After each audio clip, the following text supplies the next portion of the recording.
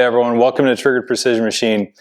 It's another really cold day up here in northern Idaho, so we're going to stay inside the shop and film some stuff in here today. So I have a topic that was brought up to me a few days ago, and it's something that I thought was a really good idea and something we could talk about. And it might spark some conversation in the comment section, so I'm kind of curious to what you guys think after we talk about this. So today we're going to talk about range etiquette. So shooting range etiquette, and this is specific to the public shooting ranges that we go to.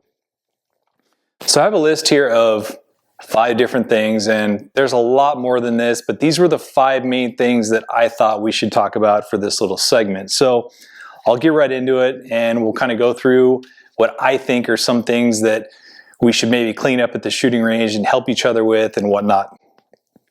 So first off, we have cleanup. So for public ranges, even if the range doesn't expect you to clean up your brass and clean up your trash, you should do it anyways. All you're doing is making a mess for the next shooter that comes in and takes your shooting position. So clean up your brass if you can. There's some shooting ranges that like to actually collect the brass because they sell it. So generally they'll have some sort of rule or place where they like you to sweep the brass and they collect it later.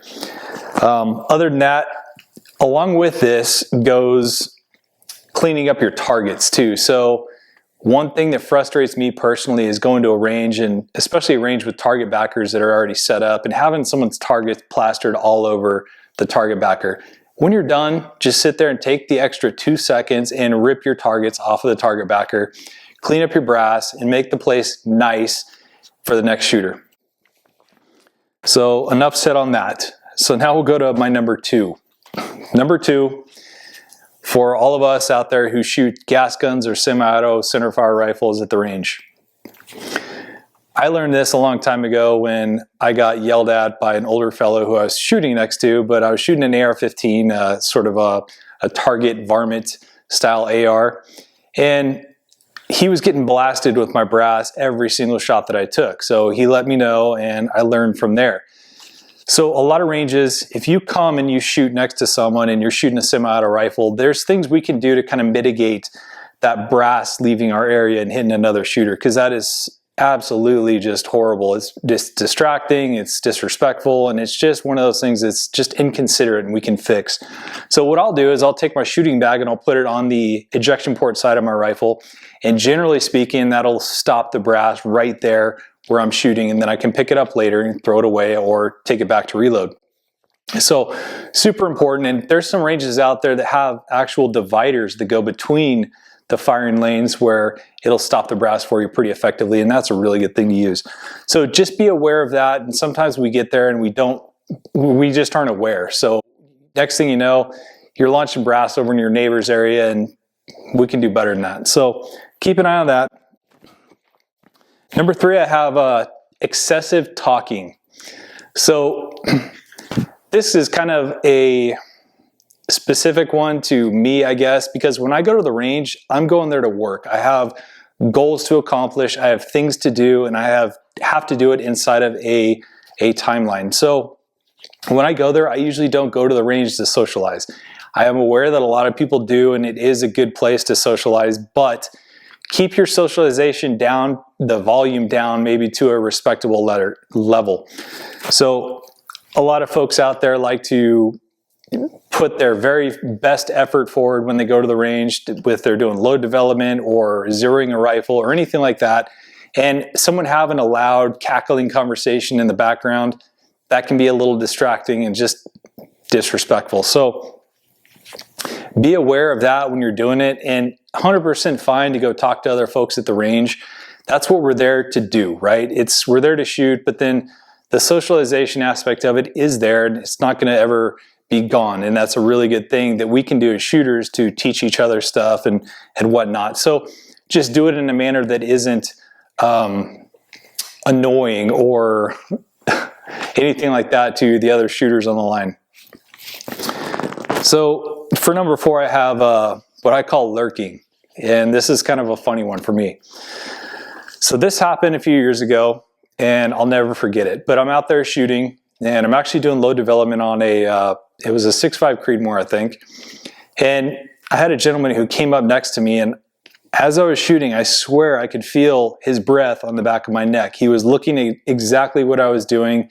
And it's because he was a new shooter, but he was getting really close to my business, and it made me feel uncomfortable, and it was very distracting from what I was trying to do that day. So at the end of my shooting string, I jumped up and talked to him, and I asked him if he wanted to know anything about what I was doing or had any questions about my equipment or gear. And we had a really good conversation after that. And I politely reminded him that that's a little bit makes people feel uneasy when you're getting that close to them. So pay attention to that. And if you want to watch someone shoot because you want to learn something from them, or you're admiring their gear or their style or something like that, that's awesome. Just do it from a distance that's not so intrusive, I guess is a good way to put it. So number 5 is safety. Today, 2023, we have more gun owners in this country than we ever have before, and that is absolutely fantastic. A lot of people are turning towards firearms to protect their homes and their families, and that's what we want to see. So good to go for that Second Amendment. But safety is one thing that a lot of new shooters lack. And I'm 100% positive that they're aware of the dangers of firearms, but they're just unaware of their actions when they're in the place that they are. So I've had shooters who have flagged me with pistols, with rifles, all that stuff, and it's 100% because they're not paying attention to their surroundings and what's going on around them. So super important. That is the worst thing that can happen at a shooting range, is to have a gun pointed at you. I never want to have that happen, but unfortunately, occasionally it does. So we have to pay attention to that. And if you see someone doing it, it's your responsibility to let them know what they're doing. So don't chalk it up to someone having a small mistake or something like that, because that's a serious issue. So pull them aside and respectfully tell them, hey, you might want to practice a little bit better gun safety when you're at a public shooting range, because this happened right here and this is not acceptable. And a lot of times people are just completely unaware of the fact, and they're very receptive to that information.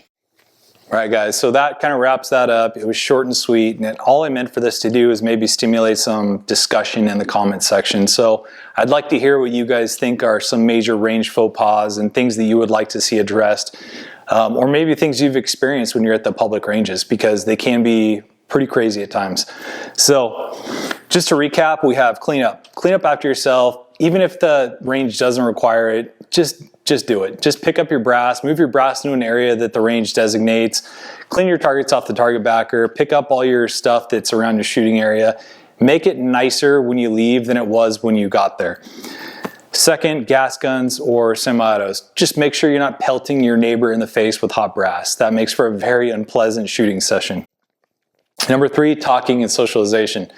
If you're going to do this, do it out of earshot of people if you can. If not, keep the volume down as low as possible so you don't distract the other shooters on the line. There's some people that go out there and they have very serious goals and agendas to accomplish in the time that they're there. Number 4 is my favorite, lurking. So if you're going to observe another shooter, maybe do it from a respectful distance and just be aware of how you're impacting that shooter when he's at the firing line. So it's perfectly acceptable to watch other people, especially if you're a new shooter. That's how we learn, and that's how we get better, is we watch other people, we receive information, and that's what we need to do. But we need to figure out a way to do it in a very respectful way. And last but not least, in fact, probably the most important, is safety. If you buy a gun and you are unfamiliar with the method of operation, figure out someone who can teach you in a safe and designated area.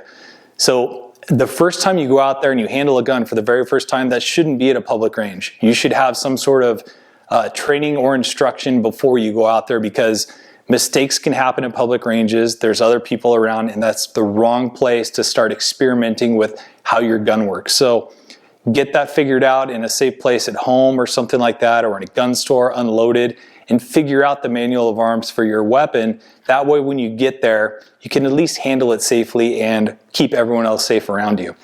So that wraps it up, guys. Once again, really short, really sweet, but again, I want to have another shooting video come up, but with negative temperatures up here, I'm not too motivated to get out on the firing line. So it's going to be videos like this until it warms up. I hope you guys enjoy it, but go ahead and light up the comment section with things that you've discovered or seen at the range that have bothered you, you maybe want to see addressed or whatnot, and ways that you've addressed it. I'm really curious to hear. So thanks a lot, guys. Hope you guys are having a good day. See you later.